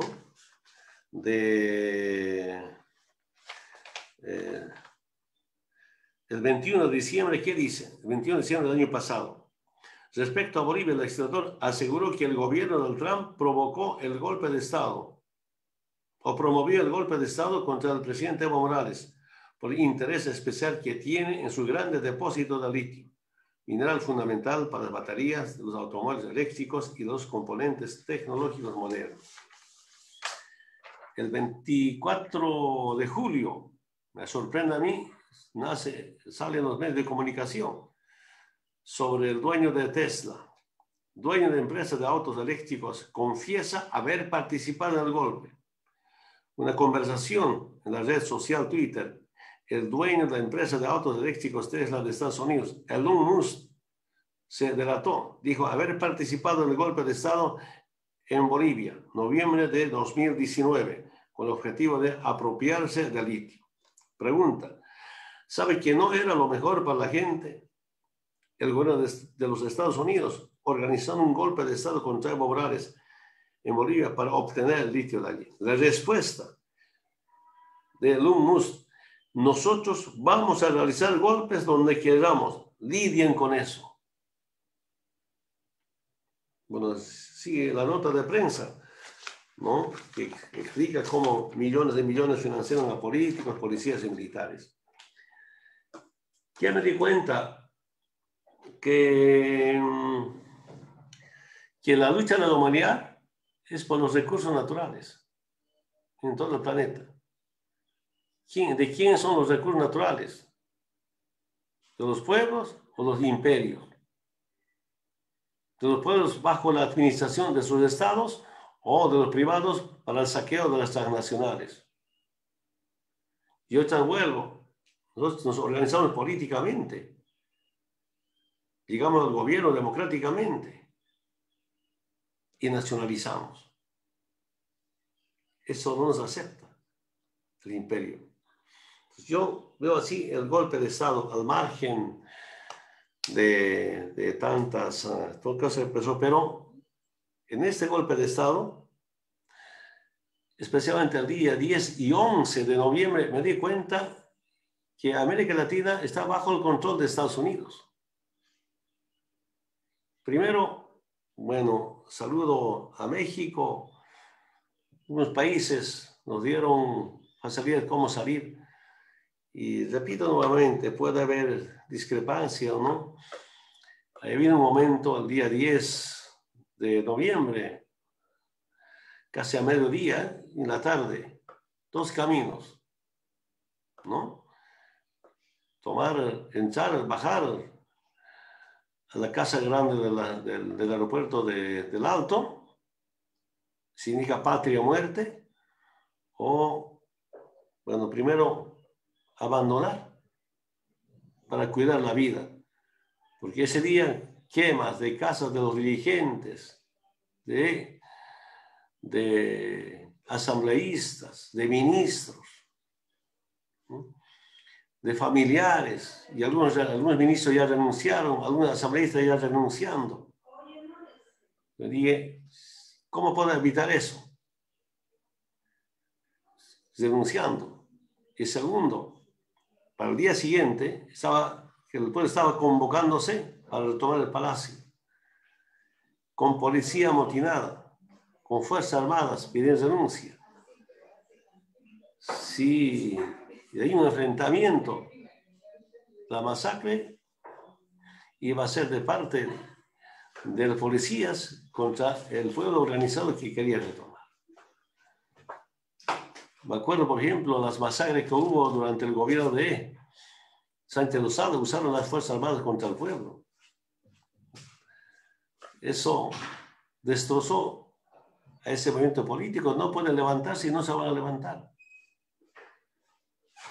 Y entendía el pedido de algunos ministros. La única forma de salvar nuestro proceso de cambio era renunciando. Y comparto, ¿no?, alguna evaluación, cálculo del hermano Petro, que estamos mejor. ¿No? Porque el plan de Estados Unidos es proscribir al MAS, acabar con Evo. Siguen diciendo hasta ahora, el MAS no puede volver al gobierno ni Evo a Bolivia. Entonces entendí, bueno, salimos de emergencia, bueno, sería largo comentarles, pero llegamos a Chimoré.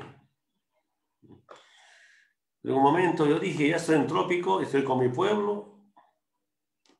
No quería firmar renuncia o comunicar la renuncia, sino meterme en selva, de ahí va a gobernar. Otra vez pienso, si mientras esté presidente va a haber masacre, Evo va a ser culpable. Será un momento difícil de cómo anunciar la renuncia correspondiente. Y la salida ni se imagina, un tamita. 2 o 3 veces intentó el avión de México al aeropuerto, no dejaron entrar. Hablé con el comandante de la Fuerza Aérea Boliviana. Hermano general, ¿por qué usted no deja entrar al avión? Me dijo que yo podía tener problemas, procesos. Y me dijo, ningún avión militar puede entrar a los aeropuertos de Bolivia. Me causó risa. Pero hermano general, ¿cuántas veces entró avión militar de Estados Unidos a Chimoré? Era una verdad a media que me diga ningún avión militar podía entrar a los aeropuertos de Bolivia. Me dijo, ¿por qué no se contrata un avión privado de Lima que venga a recogerte? Ya. Pero hay un momento nos dice, mensaje que llega de Nueva York, que dice, Estados Unidos quiere sacarte de Bolivia a cualquier país que yo quisiera, danos un avión. Yo en ese momento dije, este avión es para llegar a Guantánamo o a Estados Unidos.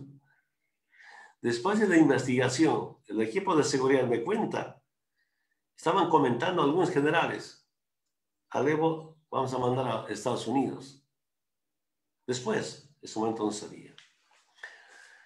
Pero cuando subimos al avión de México en la noche, carreteamos, tienes que levantar debe ser a las 10:30, más o menos, 10 de la noche, y el avión no levanta el vuelo. Y nuevamente carretea hacia la terminal aérea. Creo que era el vicecanciller de México o era el comandante de la aviación. Me dice, no hay permiso de salida, se acabó el término de permiso de salida. Y nos recomienda, el avión mexicano es como el territorio mexicano, no salga. Y estaba concentrado como los 6.000, 7.000, todo el día estaba como 10.000 compañeros cuidando el aeropuerto para que puedan levantar. En ese momento llamo por teléfono, no me están dejando salir. Otra vez, la gente que estaba retirando media vuelta. Aquí la llamada telefónica del compañero Álvaro al comandante de la Fuerza Aérea ha sido clave. Escuchamos ahí, paramos, digamos, ¿qué hacemos? Y dijo, general, está bien que no tengamos permiso de salida, ¿no? Pero usted sabe que hay más de 10.000 compañeros concentrados. Aquí vamos a arder nosotros, van a arder sus soldados, va a arder el aeropuerto, bajo su responsabilidad. Usted está informado, hay miles de compañeros concentrados. Y en ese momento el general dice, páseme con los pilotos, pasa el piloto, a los pilotos dice, tienes salida. Sería a las 11 de la noche si levantamos el vuelo. Ya no podían volver al Perú. Estaba prohibido entrar al Perú. Era prohibido pasar por territorio ecuatoriano. Y felizmente Paraguay nos dio un espacio, ¿no?, para poder recargue. Entonces, yo se me pregunto, si no hubiera sido Paraguay, ¿qué hubiera pasado? Porque siento que Estados Unidos tenía el control del territorio latinoamericano. Aquí falta investigar. ¿Por qué autorizó Brasil sobrevolar por su territorio? En México, algunas autoridades me dijeron que altas autoridades políticas no estaban informados. Los operadores del aeropuerto han dado permiso para que pasemos. Falta averiguar si se confirma eso, ¿no? Porque el gobierno de derecha no dejaron pasar por su territorio. Era un momento muy difícil que se ha vivido. ¿A qué conclusión llego, compañeras, compañeros, escuchando las distintas intervenciones? La lucha es muy duro, ¿no? Mientras exista capitalismo, la lucha va a seguir, por más que asumamos, ganemos las elecciones en algunos países. El problema es que, o el debate, la responsabilidad debe ser debatir, ¿no?, con nuestras instituciones, policías, fuerzas armadas, todos, profundizar el debate sobre la soberanía, sobre la independencia, sobre la libertad, sobre la dignidad, sobre la identidad. En Bolivia somos tanta riqueza cultural, tanta diversidad cultural. La diversidad cultural es nuestra riqueza, de nuestra dignidad, de nuestra identidad, ¿no? Y eso no acepta. Mira, lo primero que hacen en Bolivia es cómo cerrar el Ministerio de Cultura. El imperio quiere países sin cultura, sin identidad, sin memoria, sin historia. Y eso creo que es en todo el mundo, no solamente en Bolivia. Entonces, hermanas y hermanos, que viene es cómo fortalecer a nuestros movimientos sociales. Yo diría, a ver, quién sabe, una de las debilidades, no haber comunicado sobre los resultados de nuestro proceso de cambio. En nuestra gestión, como 3 millones, según datos internacionales, de organismos internacionales, 3 millones de bolivianos pasaron a la clase media. Ellos tenían otra expectativa y algunos de ellos más bien se han convertido como opositores nuestros, sin preguntarse de dónde vienen. Y esa es comunicación, es formación, es ideologización, es socialización de los resultados. Siento que es una de las debilidades que tenemos. Yo quisiera terminar esta pequeña intervención, compañeros, con este mensaje de que me ha sorprendido. Para este tiempo que nos tocó vivir, Fidel Castro, los tiempos difíciles. Dice, los tiempos difíciles son los tiempos difíciles. En los tiempos difíciles el número de vacilantes aumenta. En los tiempos difíciles, y eso es una ley de la historia, hay quienes se confunden, hay quienes se desalientan, hay quienes se acobardan, hay quienes se reblandecen, hay quienes traicionan, hay quienes desertan. Eso pasa en todas las épocas y en todas las revoluciones. Pero también en los tiempos difíciles es cuando realmente se prueban los hombres y las mujeres. En los tiempos difíciles es cuando se prueban realmente los que valen algo. En los tiempos difíciles son la mejor medida de cada cual, del carácter de cada cual, del coraje y el valor de cada cual, de la conciencia de cada cual, de las virtudes de cada cual. Comandante Fidel Castro, periodo especial 1992. En mi experiencia vivida, ahora después del golpe, yo diría en tiempos de injusticia, en tiempos de persecución, que son tiempos difíciles, ahí nos conocemos quiénes somos de convicción o quiénes somos de conveniencia. ¿Quiénes somos de convicción o quiénes somos de ambición? ¿Quiénes somos de convicción o quiénes solamente estamos por una condición de cargo? Ahora, le estoy conociendo, nos estamos conociendo en Bolivia. Pero la injusticia, la desigualdad y los resultados de casi 14 años de proceso de cambio nos unen. Por eso vamos bien. Estoy seguro, hermanas y hermanos, volveremos millones y devolveremos la libertad y la dignidad al pueblo boliviano. Muchas gracias. Muchas gracias, compañero, hermano Evo, realmente por esta intervención, por estas palabras y por contarnos a veces muchos entretelones que no se conocen tanto del proyecto que llevaron adelante, ¿sí? y que se truncó, pero que ojalá que se retome en Bolivia, como del golpe institucional o el desalojo violento del poder que bueno, vivimos y que vivieron ustedes, que sufrieron, que experienciaron hace varios meses. Si les parece, tenemos unos 20 minutos y yo creo que puede estar bueno, por un lado, que haya un intercambio entre ustedes mismos, que por supuesto que cada uno ha podido presentar, pero quizás no hubo tanto todavía diálogo o tanto intercambio, y quizás recuperar algunas preguntas de las que hacen las y los participantes. Decimos que hay más de 500 personas, tanto en YouTube como en Facebook de Claxo. Hay gente en otras redes sociales también que han compartido en Colombia, el Movimiento Colombia Humana y otras redes que están circulando por América Latina. Y hay unas 60 personas que ustedes pueden ver aquí el número abajo en la barra inferior, aquí conectadas a la sala de Zoom. A ver, hay varias preguntas, si les parece, yo voy a recoger algunas, se las voy a formular y podemos dar unos 3 minutos, 3 a 5, pero diría ojalá 3 minutos finales, para hacer una última ronda de intervenciones, si les parece, en el mismo orden que hemos intervenido al inicio, ¿sí?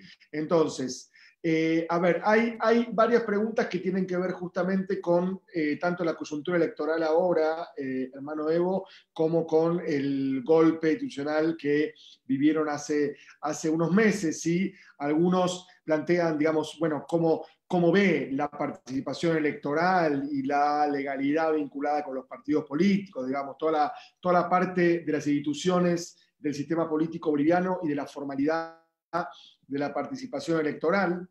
Hay una pregunta más directa para Verónica Mendoza, que la pueden ver ustedes y yo también la voy a replicar. Dice, bueno, si en Perú se diese una situación similar a la que vivió el MAS y vivió Evo en Bolivia, ¿cuál sería su, digamos, reacción en el caso de que Verónica Mendoza, ojalá que sea pronto, llegue a la presidencia del Perú, por supuesto?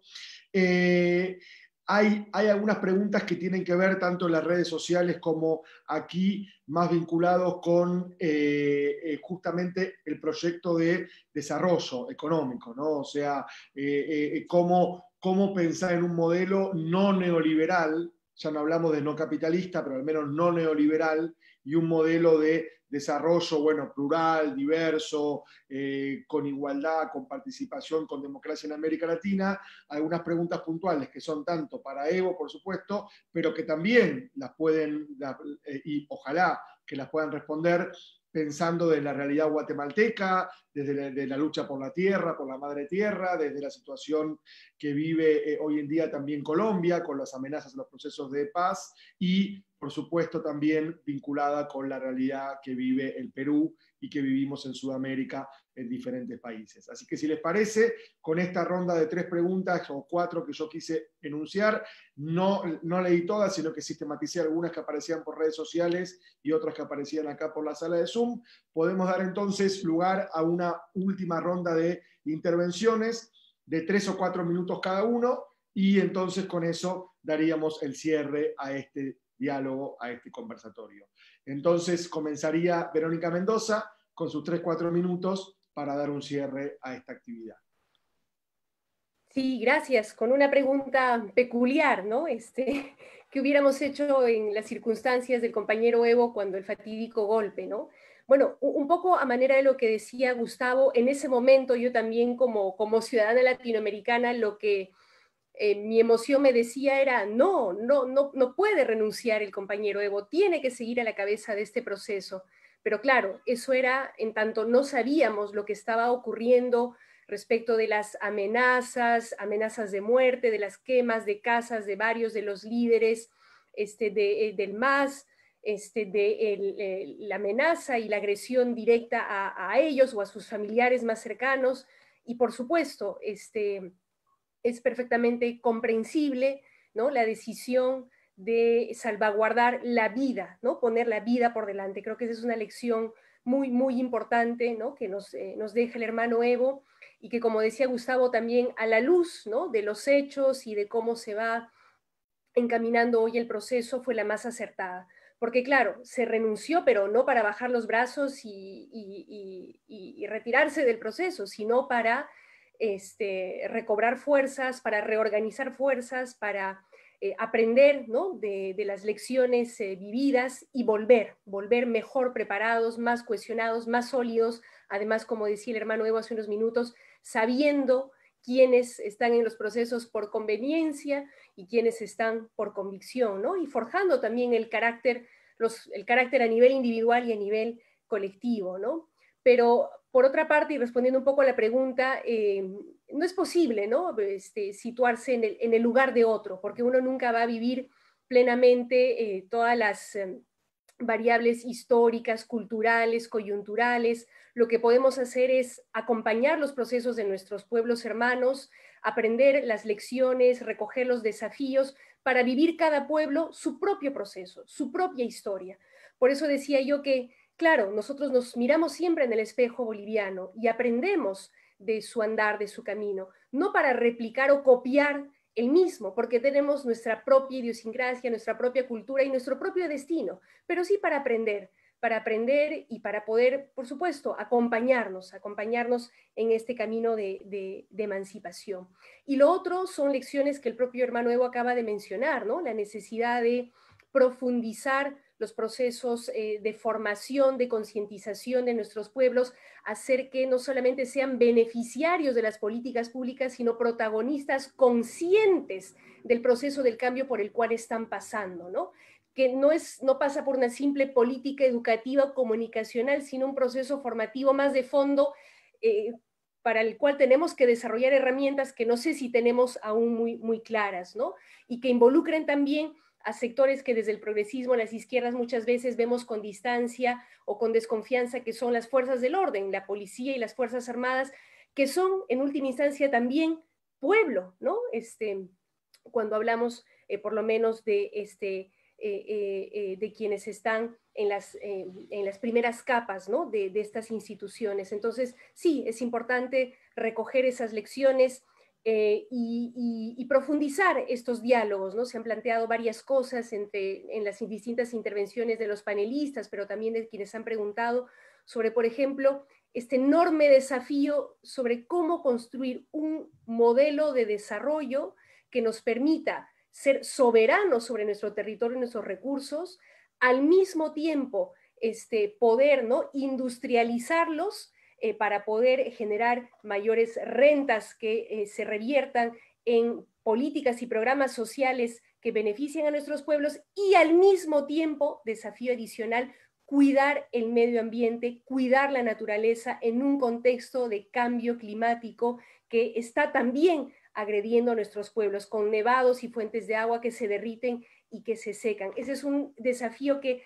apenas estamos enunciando y para el cual creo yo tenemos que seguir dialogando y construyendo transiciones que serán particulares de cada pueblo, pero que ojalá también podamos acompañarnos, ¿no?, en una perspectiva común hacia un nuevo pacto ecosocial que recoja los aprendizajes de los procesos como el boliviano, pero vaya ahora más allá a la luz de los nuevos desafíos de estos tiempos. Hasta ahí, porque creo que ya se me acabó el tiempo. Muchas gracias.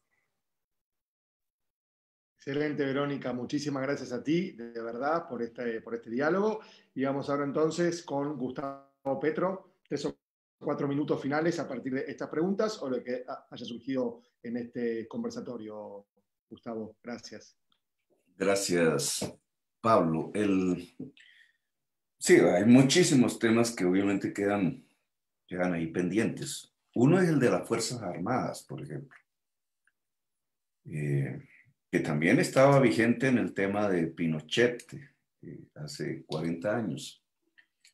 ¿Qué pasa cuando un progresismo X, diverso de los tantos que hay en América Latina, logra acceder al gobierno vía elecciones y está frente a las Fuerzas Armadas? Creo que hay que poner en la agenda la transformación de la fuerza pública, no solamente armadas, las Fuerzas Armadas, sino la policía, etc. Creo que hay que tener una agenda alrededor de ese tema. Muy en términos generales, creo que la integración de ejércitos latinoamericanos es importante desde una perspectiva de autonomía latinoamericana. Miren el tema Venezuela, que implica también Colombia, la esquina colombo-venezolana. Prácticamente hoy está entrando en una red de alianzas militares completamente ajenas a América Latina. Colombia y Estados Unidos por un lado, Venezuela y Rusia por el otro. Una conflagración allí que es próxima, digamos, que está en el orden del día, podría terminar siendo, como en Siria, una confrontación entre ejércitos completamente ajenos al territorio. Y ese no es propiamente el camino que nos hemos trazado para América Latina. Por tanto, tener una agenda hacia las Fuerzas Armadas, UNASUR llegó a tener una comisión de seguridad y algo adelantó sobre estos temas, pero me parece que en esto hay que explorar muchísimo más. De tal manera que en donde se depositan las armas públicas no puede ser el nicho de las extremas derechas y de los riesgos de los golpes antidemocráticos. Eso tiene que ser de alguna manera neutralizado hacia el futuro si queremos un camino de paz. Porque lo que ha planteado, segundo punto, segundo tema, lo que ha planteado la derecha en América Latina es la ruptura del pacto democrático, la ruptura del acuerdo democrático. En mis tiempos de juventud la respuesta nuestra sería a las armas. Y yo personalmente participé en un movimiento armado, el M-19, y toda una generación de latinoamericanos. Pero creo que eso no es lo que podemos repetir hoy. Entonces, ¿cuál es la respuesta ante la decisión de las derechas latinoamericanas de romper el acuerdo democrático como lo hicieron allá en el 73? Pues por lo menos debe ser una respuesta mancomunada de los progresismos latinoamericanos. Y hay otro elemento que me gustaría dejar en discusión, obviamente, todo esto son discusiones, y es los progresismos al llegar a los gobiernos, incluso en la ciudad de Bogotá, lo viví, pues iniciaron unos procesos de redistribución de riqueza vía política social, algunos más, otros menos, exitosa, porque pudimos vivir del boom de las materias primas, del incremento de los precios por la demanda china, petróleo, carbón y gas, y eso logró superar en mucho niveles de pobreza, etcétera, unas estadísticas muy exitosas en materia social. Esos pobres que dejaron de ser pobres, que se volvieron lo que llaman clases medias, cambiaron la agenda política. Ahí hubo un problema, una falta de respuesta, sobre todo en Brasil, por ejemplo. Yo creo, lo veo también en Bolivia, en Venezuela, en Colombia, en Bogotá, bueno, en Ecuador, porque el progresismo logra disminuir la pobreza, eso significa aumentar el volumen poblacional de los sectores medios, pero automáticamente estos sectores medios cambian la agenda política y se van a la derecha, porque se sienten ya representados por programas que le presenta la derecha desde el punto de vista aspiracional para las clases medias, y pareciera haber un vacío de respuesta allí por parte de los movimientos progresistas que siguen muy vinculados pues a la pobrecía, a los movimientos de los excluidos, etcétera, pero no logran responderle a esa nueva clase media que esos mismos movimientos progresistas han conformado en América Latina. Y entonces pasan a la derecha y ahí los ve uno llenando calles y manifestaciones y apoyando incluso los golpes. Ahí hay un tema por explorar, que es el discurso progresista hacia los sectores medios de la sociedad. Y que me parece que tiene una debilidad porque nosotros seguimos anclados al discurso en donde la mayor parte de la población eran los pobres, y logramos concitarlos y convocarlos y organizarlos, y ellos sí rompieron, pero la transformación misma económica y social de América Latina los enriqueció paulatinamente, y allí una parte de eso termina derechizándose. Y no debe ser así, digamos, no, porque si no, pues el progresismo no tendría posibilidades políticas. Ahí hay una falta de respuesta, una agenda que tiene que ver con lo aspiracional y que tiene que ver con el existir dentro de una sociedad que ha superado los principales problemas de subsistencia. Bueno, y dejo ahí porque creo que también se me acabó el tiempo, así que Pablo, muy amable por su invitación, y a todas y todos los que me han escuchado aquí, y al presidente Evo Morales, obviamente. Muchas gracias, Gustavo Petro, de verdad gracias. Y entonces vamos con la siguiente intervención. Vamos con Telma Cabrera, 3-4 minutos finales para que pueda cerrar. Gracias, de verdad. Bueno, la lucha política a través del voto, lo que está dentro del contenido del libro, vamos por ese buen camino, pero además de eso también debe de haber articulación con los movimientos sociales a nivel internacional, porque la derecha es fuerte, pero identificar también movimientos sociales que sean antiimperialistas, porque entre comillas hay movimientos sociales que le juegan también con la misma derecha. Felicito a nuestros hermanos de Bolivia, porque dentro de la historia que alcancé a ver, el binomio presidencial que les está representando en esta actualidad de Luis Arce y David Choquehuanca, alcancé también ver el nombre de Andrónico también. Conozco a Andrónico, un joven muy luchador. O sea, dentro de esas propuestas hay historia de nuestros hermanos. Y así es como se deben de tomar las decisiones y delegar a nuestros representantes que vengan desde el sentir, desde los pueblos.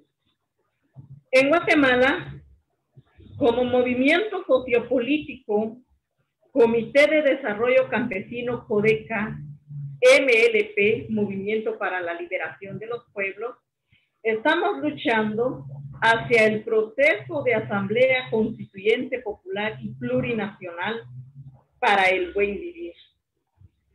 Porque hoy en nuestro contexto, el neoliberalismo, el capitalismo, no respeta la vida de los seres humanos y de todos los seres vivos, ni mucho menos los derechos de la madre tierra.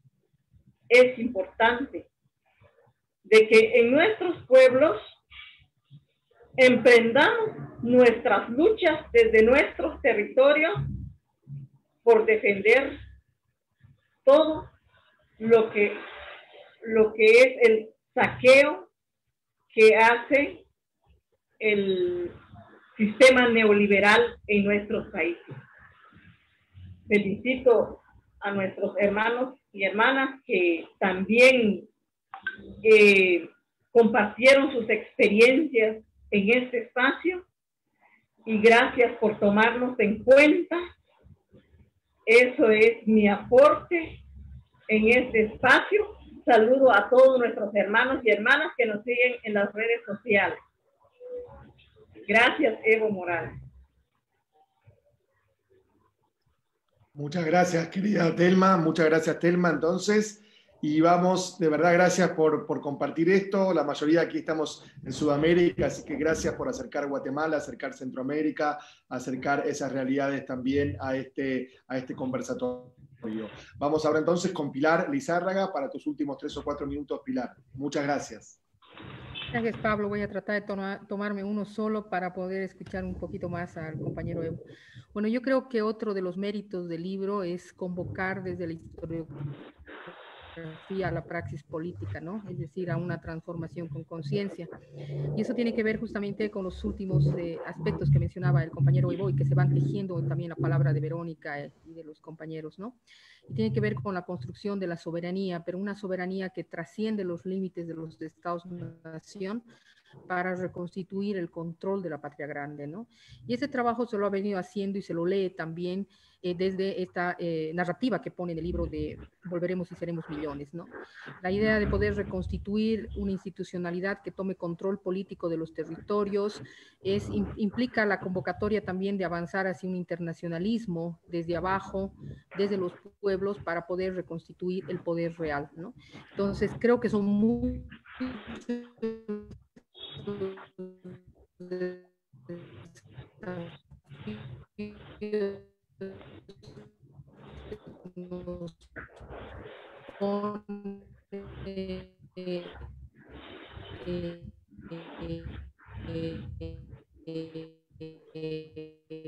Pilar, estás, creo que con la conexión que te está fallando. No sé si es la cámara o con la conexión. La voz de nuestro compañero para poder seguir a un momento de nuestra querida Bolivia. Muchísimas gracias, compañero Evo, por permitirnos realmente compartir estos momentos de su lectura. Agradecí a todos. Sí. Excelente. Excelente, Pilar. Sí, había un momento en que creo que estaba con un pequeño delay, con una pequeña problema de, digamos, conectividad, pero estamos todos parecidos en esta virtualidad y en este tele, digamos, trabajo. Así que, si les parece, entonces, ahora sí, damos unos 3 a 5 minutos, sabemos que un poquito más, pero estamos un poco pasados de la hora, así que damos unos 5 minutos finales para que pueda hacer un cierre el hermano Evo, y entonces sí, despedirnos para seguir conversando. Ojalá que si seguimos conversando dentro de 20 días, sea otro el mapa boliviano para poder tener otro punto de partida para estos diálogos. Así que, por favor, unos 5 minutos finales para cerrar este diálogo. Gracias. Muchas gracias, Pablo. Si alguien se pregunta cómo garantizar una nación, un país, un pueblo sin neoliberalismo, en nuestra experiencia, ¿qué hicimos para llegar al gobierno? 3 cosas. En lo político, la refundación de Bolivia, dejar el Estado colonial y tener un Estado plurinacional mediante una asamblea constituyente. En lo económico, la nacionalización de los recursos naturales y los servicios básicos. Y en lo social, la redistribución de la riqueza. Y lo más importante para nosotros ha sido cómo garantizar al Estado en la inversión pública. Eso no había antes. Y la forma de garantizar un movimiento económico. Y las nacionalizaciones, es decir, los recursos naturales son del Estado, del pueblo. Y los servicios básicos son un derecho humano, no puede ser un negocio privado. Pues sobre este tema de pandemia, yo pienso que es como fuera una guerra biológica. Y me acuerdo cuando cuando revisamos algunos documentos que vienen de las transnacionales, decía, por ejemplo, en la política del nuevo orden mundial es importante una planificación de reducción a la población innecesaria. Que los viejos es una carga para los estados. Eso piensa el capitalismo. Que los pobres, los humildes, los discapacitados no servimos para el capitalismo. Me imagino ahora que afecta a ese sector esta pandemia. Pero también las pandemias que llegan de Europa, del Occidente, como en negocio, llega la pandemia o algún virus, después llegan los medicamentos. Ahí otra vez los latinoamericanos deben preguntarnos cuándo nos vamos a liberar en ciencia y tecnología para que nosotros mismos podamos atender los problemas de salud que tengamos. Porque la vida no puede seguir siendo una mercancía. Será un debate seguramente en las Naciones Unidas. Yo solo quiero saludar, muchas gracias por estas reflexiones, hermano Petro, mi respeto, mi admiración por su lucha, a todos, a todas que voy conociendo. Es importante compartir experiencias de lucha, de gestión, pero con una visión de liberación. La responsabilidad que tenemos, saber cómo podemos aportar ese proceso de liberación. Son duros, pero justo. Necesario para enfrentar distintas políticas, programas de dominación. Esa lucha histórica de la humanidad y es batalla, y mi experiencia personal junto a mi pueblo es unidad, unidad, unidad. Lo que más cuesta es unir. A veces es sencillo dividir. Y yo digo, así como el proceso que tenemos, nuestra revolución democrática y cultural, solo puede fracasar por ambición o por traición. Y si hay convicción, no hay ni traición ni división. Es una lucha interna frente a los intereses del imperialismo norteamericano. Nuevamente, compañeros, muchas gracias. Hasta pronto. Una linda conversación. Por primera vez participo acá. Ojalá podamos seguir debatiendo y aprendiendo. Son lecciones para quienes pensamos en la vida y en la humanidad. Hasta pronto. Hasta pronto, Excelente. compañero. Bueno, Muchas gracias a todas. Muchas gracias. Y todos.